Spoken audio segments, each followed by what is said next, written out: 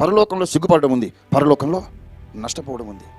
అయ్యో నేను ఇంత తప్పు చేశాను, ఇంత భయంకరంగా జీవించాను, దేవుడు దయగలవాడు కనుక పరలోకానికి రానిచ్చాడు, కానీ నా బహుమానాలన్నీ కాలిపోయినాయి, ఏమీ లేదు నాకు అని బాధపడుతూ కోట్ల ఏళ్ళు మనం బ్రతుకు. అక్షయతలో కూడా బాధ కలగకుండా ఉండాలంటే మీరు ఒక పని చేయాలి. దేవుని సన్నిధి అంటే ఆసక్తి, వాక్యం పఠనం అంటే ఆసక్తి, వాక్య ధ్యానం అంటే ఆసక్తి, సువార్త ప్రకటనలో ఆసక్తి, ప్రార్థన చేయడంలో ఆసక్తి ఉండాలి.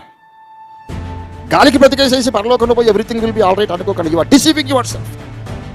నువ్వు మోసం చేసుకుంటున్నావు. నువ్వు ఎలా పడితే అలా గాలికి బ్రతికేసేసి నువ్వు కూడా అపోస్తలుడైన పౌలుతో సమానమైతే, పౌలు పిచ్చోడా సజీవ యాగంగా అర్పించుకోవడానికి? ఏదేది లాభకరమై ఉంటున్నావంతా నష్టముగా ఎంచుకున్నా పౌలు పిచ్చోడా? దశంభాగమే ఎగ్గొట్టేవాడు, తను తాను సర్వస్వం అర్పించుకున్న పౌలు అందరూ సమానమైతే వీళ్ళు పిచ్చోడు కదండి భక్తులు. పరలోకంలో అందరికీ సమాన అంతస్తు ఉండదు. అది పునరుద్ధాన అధ్యాయంలో 1 కొరింథీ 15వ వచనం చెప్పాడు. పునరుద్ధానంలో అందరికీ సమాన అంతస్తు ఉండదు, కొందరికి మాత్రమే ఉన్నతమైన అంతస్తు ఉంటుంది. అది సాధించాలంటే మీరు కదలని వారై ఉండాలి, స్థిరులై ఉండాలి, దేవుని సంబంధమైన కార్యక్రమాల్లో నిరంతరం ఆసక్తులై ఉండాలి.